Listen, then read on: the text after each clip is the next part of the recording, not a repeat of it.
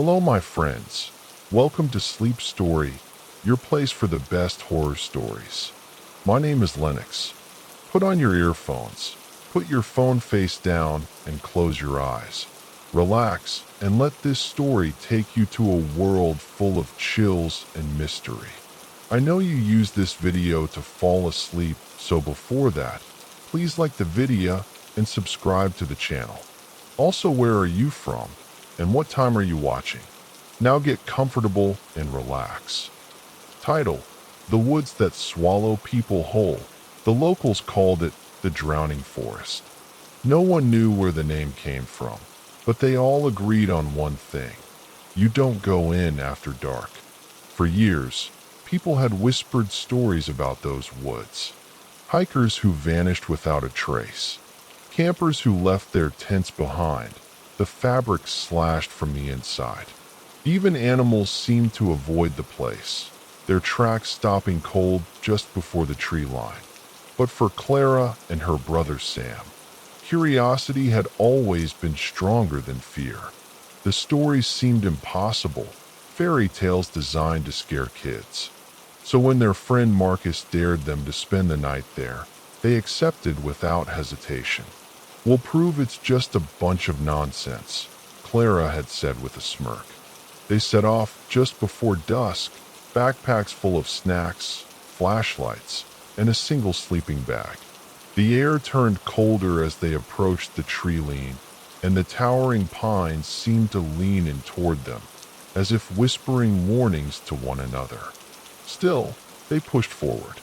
"This isn't so bad," Sam said after an hour of walking. "I was expecting, I don't know, skeletons hanging from the trees or something." "You're just mad this isn't as exciting as you hoped," Clara teased. The sun slipped below the horizon, and the woods seemed to close in around them. The shadows stretched longer, and the distant sounds of chirping birds and rustling leaves began to fade.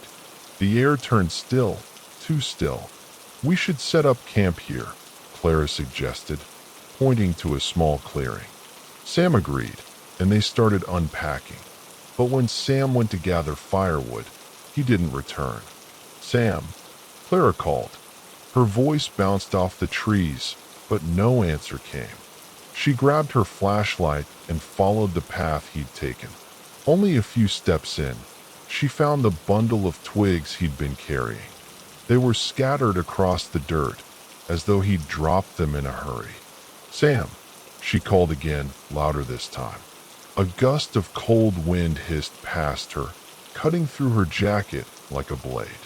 And then she saw it, a dark shape deeper in the woods, still and silent, watching her. She took a step back. The figure moved, not walking, gliding between the trees, soundless and unnatural. "Sam," she whispered, voice shaking. "Where are you?" The figure drew closer, and Clara turned to run. But before she could move, she heard her brother's voice. "Clara, over here." His voice was faint, distant, and distorted, as if spoken underwater. It was coming from the direction of the figure. Her flashlight flickered. The wind picked up again, howling through the trees. And the shape, the thing, was almost close enough to touch. To be continued. Clara's breath hitched as her brother's distorted voice drifted through the trees. The shadowy figure remained just beyond her flashlight's reach, its twisted outline shifting like smoke. "Sam," Clara called again, her voice cracking. "Where are you?" "Clara, over here." The voice was closer now, yet somehow felt further away, like it was calling from somewhere deep and cold. Clara's instincts screamed at her to run, but she forced her feet to move toward the voice. Step by step, she followed, heart hammering in her chest. The figure never left her sight, yet Sam's voice kept pulling her deeper into the woods. Then, Clara spotted something on the ground, Sam's flashlight, still glowing faintly. She knelt to pick it up, her fingers trembling. The light revealed footprints, Sam's sneakers, leading off the path and vanishing into a tangle of roots. "Sam," she shouted, panic rising. "Clara, please." His voice was barely a whisper now, coming from somewhere below her. The earth itself seemed to breathe beneath her feet. Then came the crack of branches. The figure moved again, closer this time. Clara turned her flashlight toward it and gasped. The figure's face was almost human, almost. Its skin was too pale, stretched too tightly over sharp, unnatural bones. Its mouth hung open, lips curling back to reveal teeth like jagged glass. And those eyes, they were cold, empty holes that seemed to drink in the light. "Run," the thing rasped in Sam's voice. "Run, before it takes you too." Clara bolted, plunging through the trees, branches tearing at her clothes and face. The wind screamed in her ears, drowning out all sound, except for the footsteps crashing behind her. She ran until her legs ached, until her lungs burned. Only when she stumbled back into the clearing did she dare to stop. Her flashlight beam flickered and died, plunging her into darkness. "Sam," she whispered again, choking back tears. And then she heard breathing, right behind her. Clara froze, her breath catching in her throat. The heavy breathing behind her was ragged and uneven, like something struggling to mimic the sound of life. "Sam?" she whispered, barely able to get the word out. The breathing stopped. Silence swallowed the woods whole. Suddenly, a cold hand clamped down on her shoulder. Clara screamed and spun around, swinging her flashlight like a weapon. The beam flickered back to life for just a second, and in that brief flash, she saw him. "Sam," she gasped. Her brother stood before her, pale-faced, shivering, and clutching his arm.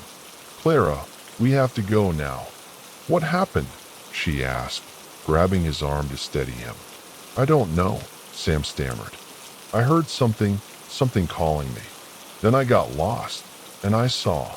A low growl rose from the trees, cutting him off. Both siblings turned to see two glowing eyes staring at them from the shadows. The figure, that twisted, unnatural shape, was back. But now, there were more. At least 3 figures moved through the trees, circling like wolves. "Run!" Sam shouted, pulling Clara's arm. They sprinted through the woods, stumbling over roots and dodging branches that clawed at their skin. The figures followed, gliding soundlessly despite their speed. The clearing was nowhere in sight. The trees seemed endless, the shadows closing in. Clara's breath faltered, her chest tightening with panic. "This way." Sam veered sharply left, dragging Clara with him. They burst into a narrow path, one Clara didn't remember taking before. The figures hesitated at the edge of the path, their empty eyes locked onto the siblings. "They're not following," Clara whispered. "Not yet," Sam muttered. "But they will." From behind them, one of the figures opened its mouth wide, too wide, and let out a twisted, ear-splitting screech that shook the air around them. "Run!" Sam yelled again. Clara's legs burned as she ran, her chest tightening with each frantic breath. Sam stumbled beside her, still gripping his injured arm. The twisted screech of the figure behind them seemed to shake the trees themselves, leaves trembling as if something massive was moving just out of sight. "We're not going to outrun them," Sam panted. "We need to hide." "Where?" Clara gasped. Sam grabbed her arm and veered off the path. They ducked behind a fallen tree, pressing their bodies flat against the cold earth. Clara's heart pounded in her ears, loud enough she swore the figures would hear it. The screech came again, closer this time. Clara peeked over the log. Shapes moved through the trees, their pale faces flickering in and out of view like candle flames in the wind. The figures glided past the log, their lifeless eyes scanning the woods. One figure stopped. It turned its head, too far, the neck bending unnaturally, and stared directly at their hiding spot. "Don't move," Sam whispered, barely audible. The figure's empty gaze lingered, and then it spoke, a whispering voice that seemed to crawl under Clara's skin. Clara. Her blood ran cold. It was her own voice, distorted and stretched into something wrong. "Clara, help me, please." Clara clamped her hand over her mouth to keep from screaming. The figure tilted its head back and let out another shriek, this one deeper, angrier. "Go," Sam shouted, grabbing her arm. They bolted through the trees, branches tearing at their clothes. The figures followed, their twisted shapes closing in fast. Ahead, Clara saw a faint glow, their campfire. "We're almost there." But just as they reached the clearing, one of the figures lunged from the shadows. Its cold fingers wrapped around Clara's ankle, pulling her down. She hit the dirt hard, her scream cut short as the figure loomed over her. "No!" Sam grabbed a burning branch from the fire and swung it wildly. The figure recoiled, hissing like steam escaping a kettle. The fire's light seemed to hold them back, their twisted forms retreating into the dark. "Stay in the light," Sam gasped, dragging Clara toward the fire. The figures circled just beyond the fire's glow, their empty eyes watching, waiting. "We can't stay here all night," Clara whispered. "They're not going to stop." "I know," Sam said grimly. "We need to find a way out before the fire dies." The fire crackled, its embers flickering upward like dying stars. Clara and Sam huddled close, their eyes locked on the figures circling just beyond the fire's glow. The creatures drifted in and out of the shadows, empty eyes gleaming like cold glass. "We need a plan," Clara whispered. "We can make a run for it," Sam suggested. "If we stick together, they might not catch us." "They're faster than us," Clara said. "We won't make it far." A twisted voice rose from the dark. "Clara, Sam, come with us." It was their mother's voice this time, soft, gentle, yet warped and wrong. "That's not her," Clara said through clenched teeth. Sam just nodded, his face pale. "Wait." Clara stared at the trees. "They're avoiding the fire. Maybe that's the key." Sam's eyes widened. "If we take some burning branches." "Exactly." Clara grabbed the longest stick she could find and plunged it into the flames. Sam followed suit, clutching a blazing branch in his good hand. "We move together," Clara said. "No matter what happens, don't let go of the fire." They stepped toward the edge of the clearing. The figures hissed and backed away, their hollow faces twisting with something that resembled rage.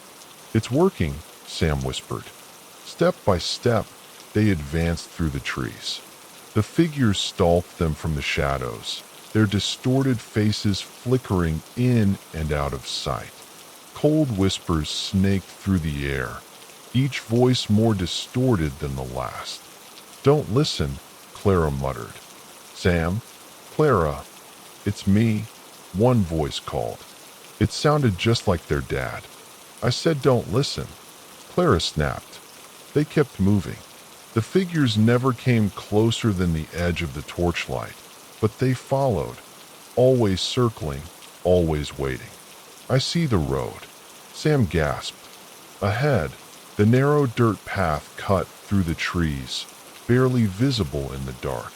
They broke into a sprint, torches blazing in their hands. The figures shrieked, furious, piercing cries that rattled the air. The cold wind howled behind them, the branches above groaning as if the woods themselves were trying to pull them back. "Keep running," Clara shouted.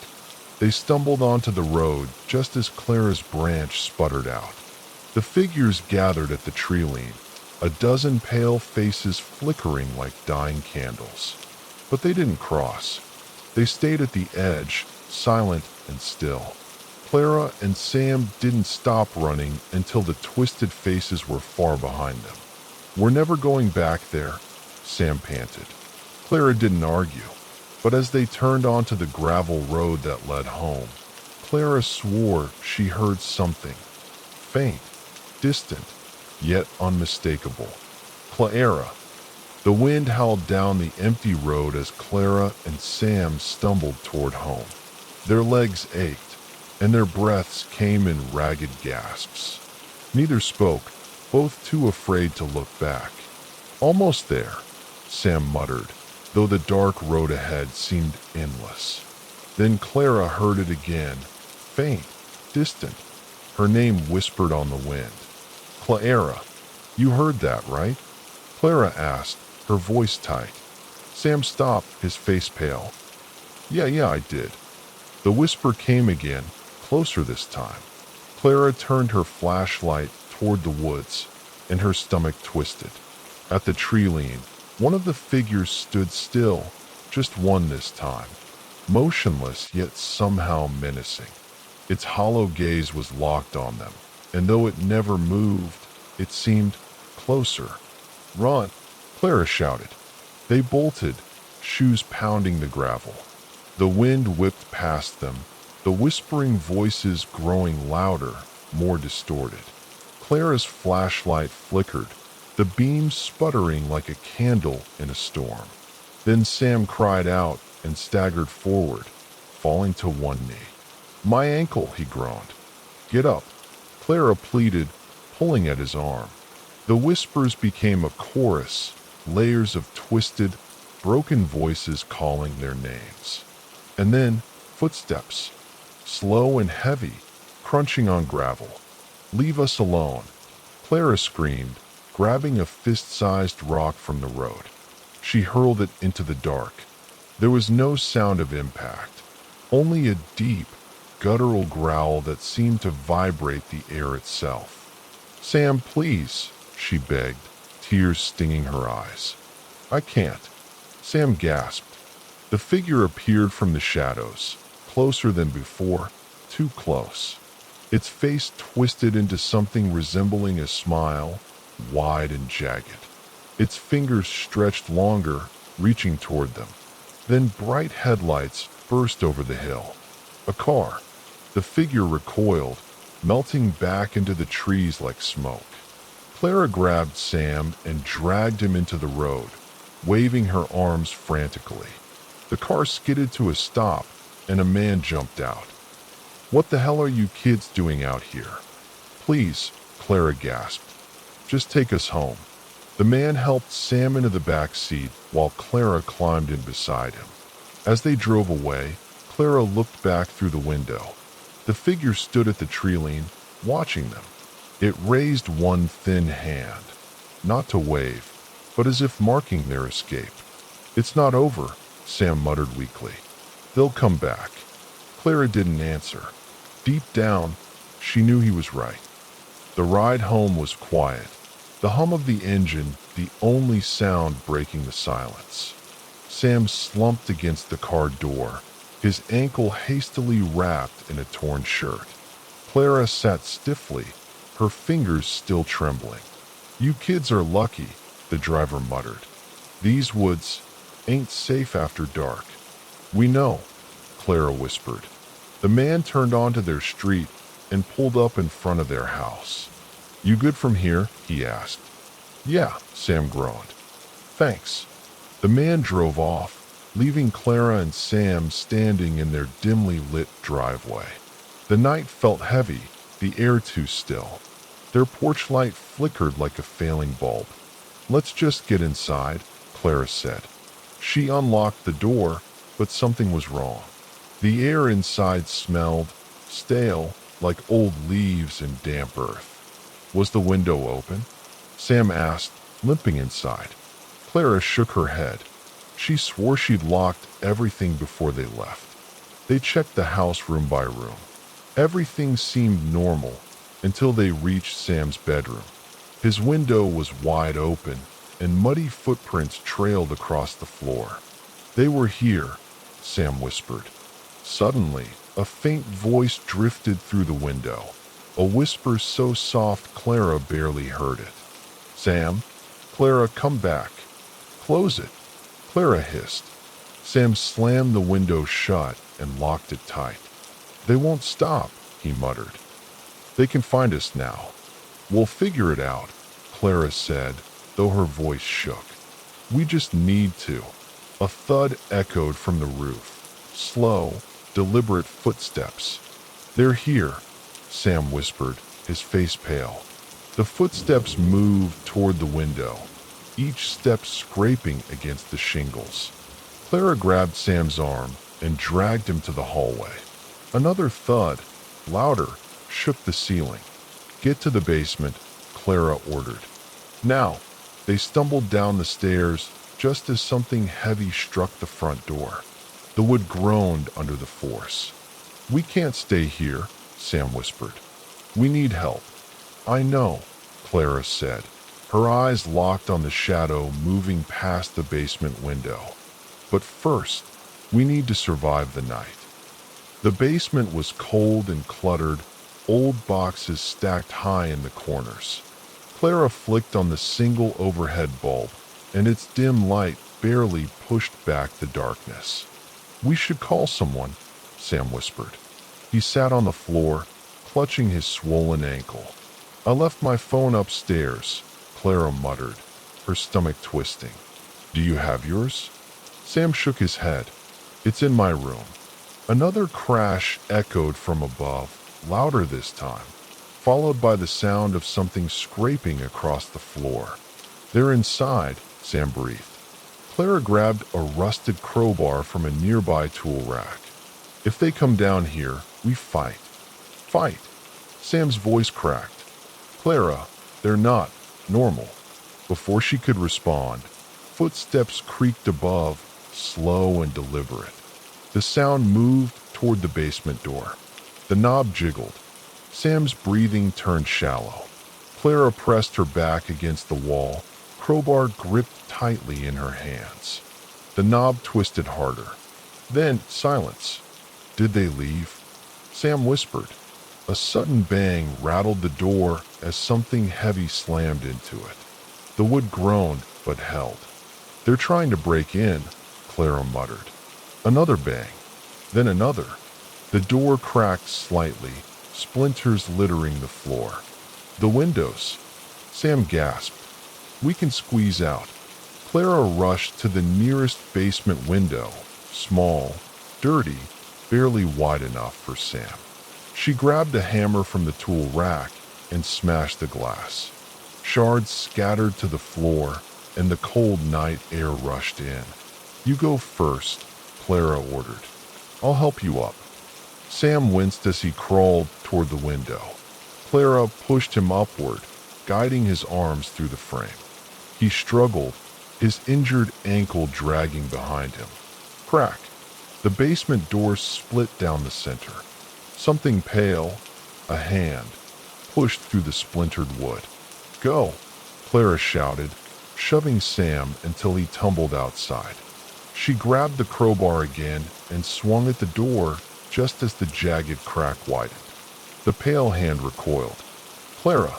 Sam yelled from outside. "Come on!" Clara scrambled to the window, gripping the frame and hauling herself up. As she squeezed through, she felt something cold wrap around her ankle. "No!" Sam grabbed her arms and yanked hard. The grip tightened, cold fingers digging into her skin. "Let go of her!" Sam shouted, grabbing a nearby rock and smashing it against the hand. The fingers recoiled just enough for Clara to kick free. She tumbled onto the grass, coughing and gasping for air. "They're still inside," Sam whispered. "We can't stay here." "I know," Clara said, staring back at the darkened house.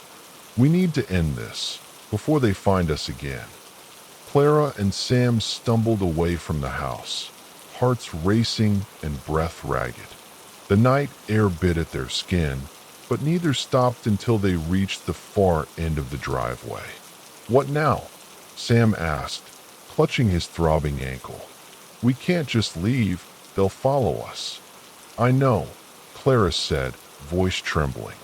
"But we can't go back in there." Suddenly, their porch light flickered on. A shadow passed in front of the window, tall, thin, and unmistakably watching them. "They know we're out here," Sam whispered. "Then we make them come to us," Clara said. She grabbed Sam's arm and led him toward the old tool shed at the back of their property. The wooden door creaked as they pushed it open, revealing rusted gardening tools, a broken lawnmower, and a half-used can of gasoline. "What are you thinking?" Sam asked. "We burn it down," Clara said, gripping the gas can tightly. "If they're tied to the house, maybe that's how we stop them." "Are you sure?" Sam's voice wavered. "What if it doesn't work?" "Then we run," Clara said grimly. They moved quickly. Clara splashed gasoline along the outer walls while Sam stood watch. Each step closer to the house made the air feel colder, heavier.